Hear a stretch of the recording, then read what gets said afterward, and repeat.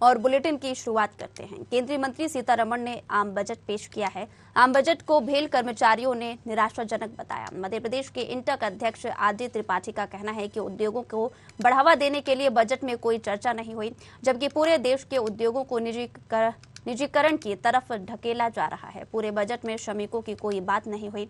श्रमिकों को किस तरह से सुविधाएं दी जाएंगी और इस पर चर्चा भी नहीं हुई है। युवाओं के लिए रोजगार की भी कोई बात नहीं हुई।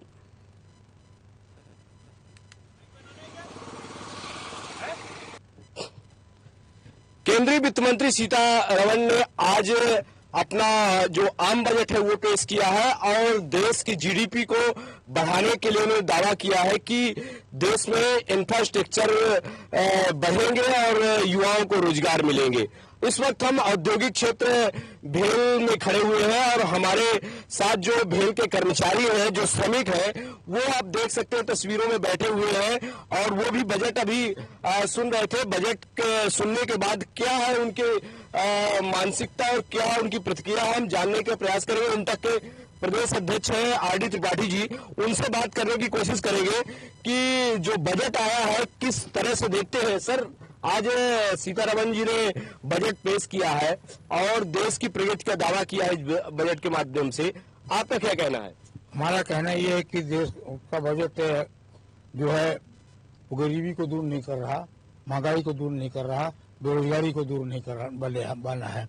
इससे इस बजट से महंगाई बढ़ी है, इस बजट से बेरोजगारी बढ़ी है, गरीबी बढ़ी है। इसके अलावा पब्लिक सेक्टर जो है तो 10 करोड़ लोग काम करते थे तो वो समय बंद हो रहे हैं।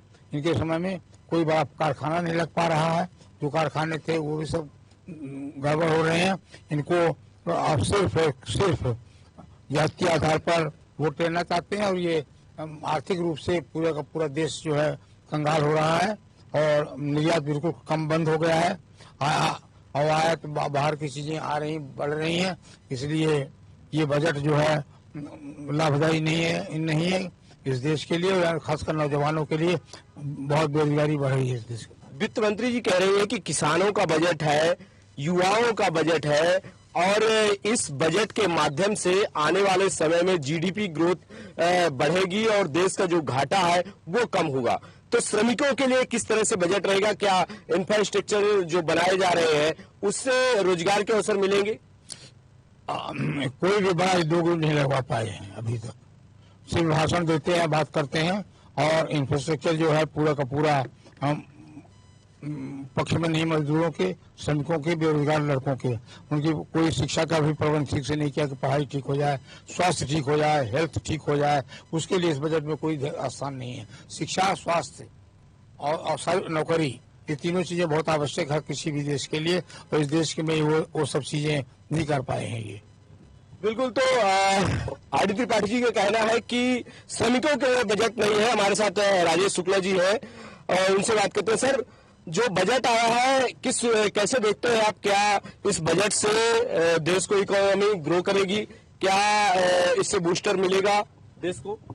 मैं बीएचएल में काम करता हूं, देश का महारत्न कंपनी है और जिस तरीके से इन पब्लिक सेक्टरों ने देश के निर्माण में, योगदान में, जो तरक्की में जो एक कदम बढ़ाया था, उसको लेकर सरकार की जो नीतियां चल रही हैं, जब तक लोगों को रोजगार नहीं मिलेगा, लोगों की खरीदने की क्षमताएं नहीं बढ़ेंगी, तब तक मैं नहीं समझता कि कोई भी अपने आप को बहुत मजबूत समझ पाता है। क्योंकि आर्थिक रूप से हर व्यक्ति को सक्षम बनाना चाहिए, उसकी पहली प्राथमिकता सरकार की होना चाहिए। क्योंकि आज देश में जो बेरोजगारी, जो महंगाई जिस चरम पे पहुंच गई है, उसको लेके कहीं न कहीं लोगों में, देश की जनता में अपने आप को बड़ा आक्रोशित है जनता। और मैं चाहता हूं कि सरकार को रोजगार, शिक्षा और स्वास्थ्य पे विशेष ध्यान देते हुए नौकरी पे भी ध्यान देना चाहिए। बिल्कुल। तो अभी भी युवाओं का मुद्दा गर्म है और रोजगार सबसे महत्वपूर्ण बिंदु है कि देश में इंफ्रास्ट्रक्चर बढ़े और उद्योग बढ़े, जिससे रोजगार बढ़े और जिस तरह से देश में महंगाई है वो कम हो, तभी देश का विकास संभव है। कैमरा पर्सन दशरथ के साथ कृष्ण शर्मा, न्यूज़ 8 भोपाल।